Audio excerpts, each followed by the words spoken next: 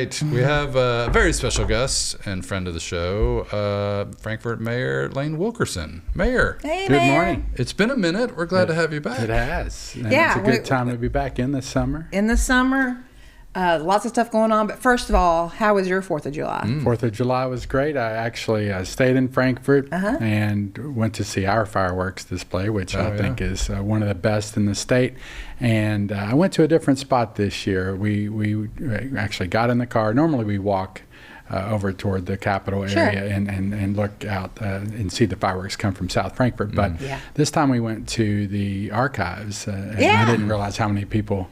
It's a spot. It is a place to be. And it's not a secret location. It is not a secret location. But I thought we were on to something there. Right. It sounds like a lot of people already knew about it. But it was great. Great vantage point. And again, fortunate that we get to do that in Frankfort. So thank you to the VFW. Absolutely. Post 4075 and for Buffalo Trace's sponsorship. And the city of Frankfort, of course. Yeah, of course. We saw them from our porch. So that's nice. That's very nice. Yeah.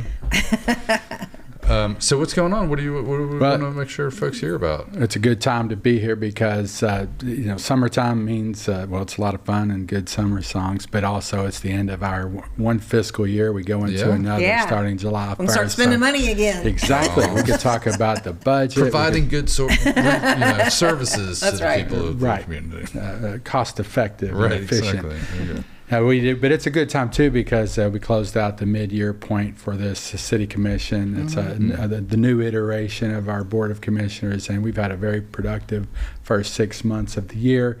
Highlighted, I think our last meeting was one of our most productive at the end of June in terms of the amount of issues that we talked about and were able to move forward, including our budget. We closed out fiscal year 2025 with a surplus, and at the beginning of the year we were projecting a deficit. So things were looking up in terms of revenue. They came in better than expected, and we didn't have to spend as much as we anticipated. So we're really taking it seriously in terms of looking at each line item in the budget, making sure that those are accurate numbers.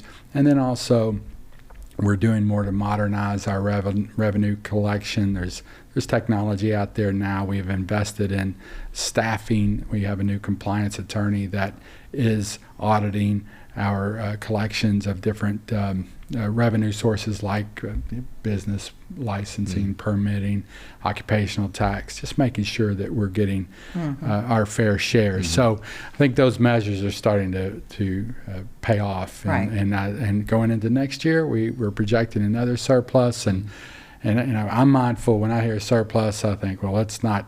We want to make sure we're delivering the services that our residents expect. So, we know that we're going to have to use some of that to take care of some things like trash collection and recycling. We were already on this month. We're going to have a budget amendment to purchase a couple of new trucks. Right. So that's something we're going to take into consideration for our solid waste, because we know that recycling and trash pickup are two of the more basic things that we do as a city. So that public safety, roads, that's where we're going to have a lot of our attention in the upcoming year. Well, I think it's important to know that, having a surplus isn't a bad thing. It just means that you're being fiscally responsible.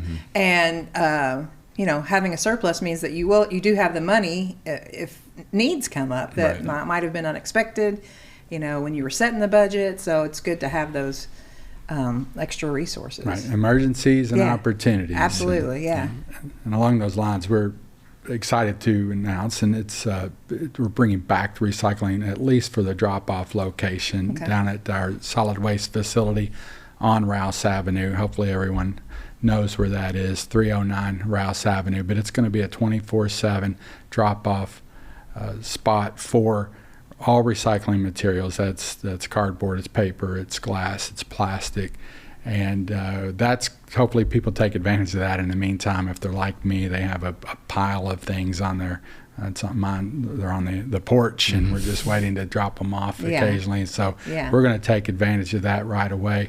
But in the meantime, we are looking to get curbside recycling back in service as soon as possible. It is a priority.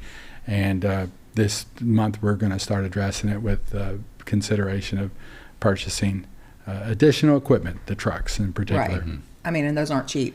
No, not cheap. No, it's several $100,000. Yeah. So Rouse Avenue, that's off Home Street, correct? It is. Okay. It's off Home Street, and encourage people to. And we realize that people are going to have to take it there, but at least we can get us moving in the right direction. Yeah, you provide someone the opportunity. Yeah. Yeah, for sure. I know something you guys have been working on for a while is the plans for a meeting and event center. Yes. Anything you guys any updates or information you're able to share with folks about that? Well, I can share that we're making progress, and that we had an RFP for a request for proposals. We were soliciting bids from qualified developers to show us what they are thinking, and so that closed several months ago. There's a committee now evaluating those, and they're in the final stages of working with prospective developers. So we hope to have an announcement on that. That'll not only will we'll be able to announce the potential developer, but also the site location. And the site location is going to be important, because once that's determined, then you're going to see more movement on the parcels, and that's the areas downtown where the YMCA is being demolished and the Civic Center was. That's our center point. That is a major focus for us. But it's all connected, right? Yeah. I mean, you can't. It's not like you do one thing and then the So other. there are options for where that center will be. Right. If you look at the RFP that we put out, we put 3 different locations. So it was the old the current farmers market site, soon to be former farmers market site, the YMCA site, and the old Civic Center site, connected to the parking structure that the city helped construct, and that's the transit center too. So hopefully that's going to play a big role, that parking in the development of a new conference center. So we have to decide this pretty soon, because we are under the clock or on the clock with the state. The state has committed funds to this project. Yeah. If we want those funds, which we do, Got to match them. we have to announce it soon and get construction underway by next year. I think I think it's a city project. I'm not sure, but there's a big project going on Shinkle Lane. Yes. So what's going Well, on? that's a big where you see all of that rock. There's a lot of rock happening. Right. There's a lot of rock. That just shows you how much it takes to build infrastructure here in the city of Frankfort, and any municipality. But that's a sewer project right now. They're putting in the EFI, or the East Frankfort Interceptor. Okay. I love these acronyms. The EFI. So the East Frankfort Interceptor, and that's going to be that's basically going to help us handle all of the flow on the east side of town to get it down to the Bell Point Waste Treatment Center. So that's going to help us. And actually, if you see any activity there on Cove Spring Park, to the lower Cove Spring Park, where the wetlands are, they're actually boring underneath the Kentucky River to take that. So that's what that is. But that interceptor, once that's complete, that's going to enable any future expansion on the east side, just modernize everything. But beyond that, the city owns that land, and for the rest of that land that the sewer department won't need, we're interested in building affordable housing. And to that end, at our last commission meeting, one of the things that we approved was to move forward with a nonprofit called the Banyan Foundation. They're based in Alabama. They specialize in affordable housing, and they put forward a proposal that we felt was best. And it's going to start with a 5-acre plot of land. It'd be about 60 units, $16 million project, so it's not small. But that's going to be the start of that, and the city is supporting that. And again, it's to get more affordable housing units in the city of Frankfort, because we have in Franklin County one of the largest gaps in the state in terms of available housing, and we're working to address that, because I believe that it is, if we're going to grow as a city, housing's the most. We've got to have somewhere for people to live. And I just know that if we had a bunch of units come online now, there are takers for those units. People want to live in Frankfort, particularly in the city limits. And I think if we had the the capacity, we would have people living there. Yeah. I was over on the west side by the interstate recently, and I had not been there in a while, and there's been a lot happening over there in the paddocks. Any updates to share with folks about how that's progressing? And Yes, there were a couple of things. And one of the things we did at our last meeting was we also approved a resolution to lift some restrictions on development in that area. So it's not the paddocks area, but the old Knoll Farm that's on the east-west connector. As you're coming down the connector, it's on the right. It's that big undeveloped piece of land. So that's also going to help with housing. What we did at our last meeting will enable more units to be built in that area. Like I said, it's important to have housing. But the state just released, there was a press release yesterday about they are now doing the Vandelay Drive expansion. Yeah. Okay. It's a several $million project. Yeah.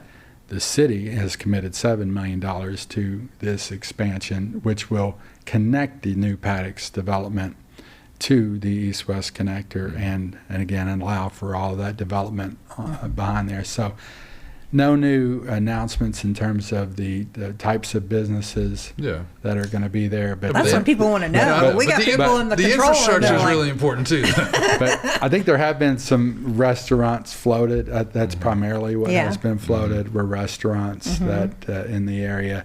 The developer still has to do some things, so that's not set in stone, but I think it's pretty far along. But I can say that Target now has taken over their site, and it is now in their hands. Yeah. So we're expecting this time next year. It should be. There should be some ribbon cuttings. Yeah. And that's going to be a big step. And again, they feel confident that is going to be a regional hub for. Not just Franklin County, Shelby County, Mercer County, Anderson County, Owen County, Woodford County. Yeah. It's going to attract a lot of folks. Yeah. That's awesome. Yeah, it's excellent. Anything else before we get to eating Oreos or talking about summer music? Well, I do want to eat the Oreo. I was going to just say the Singing Bridge we're really working on right now with the state. They haven't started the design process, so they're in the early stages of that. But we've had some people reaching out and asking about that. It is a priority.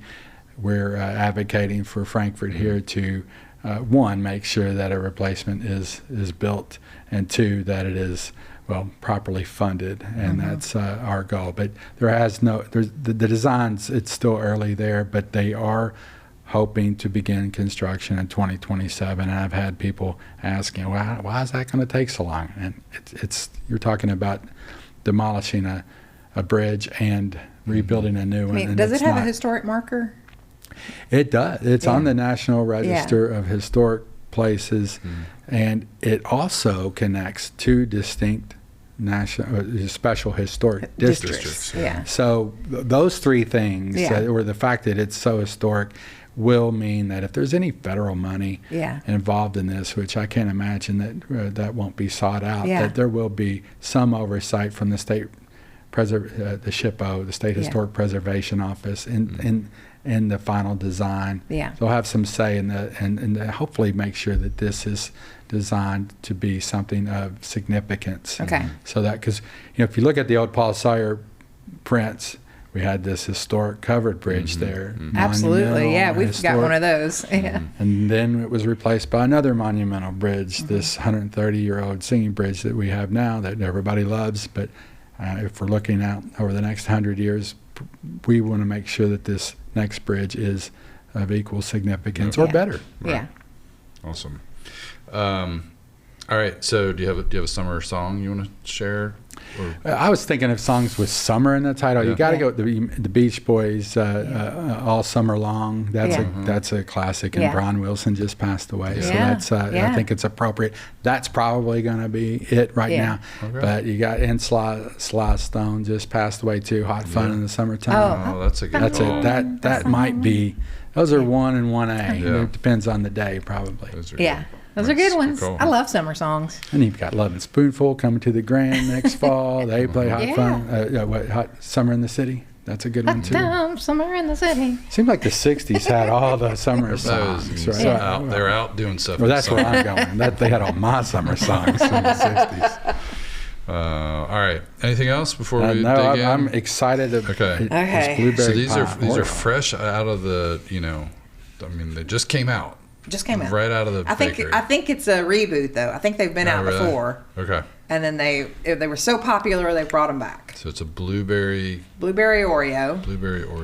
and Uh notice huh. that it's the vanilla Cookie.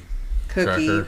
Yeah, with a blueberry filling, not the chocolate. Right. I was worried about chocolate, and then You already eaten some? no, I just took Okay. it in half so that I wasn't Okay. going to make a big. Sometimes I make a You're big not- mess when I eat the Oreo. I don't. However you eat Oreos.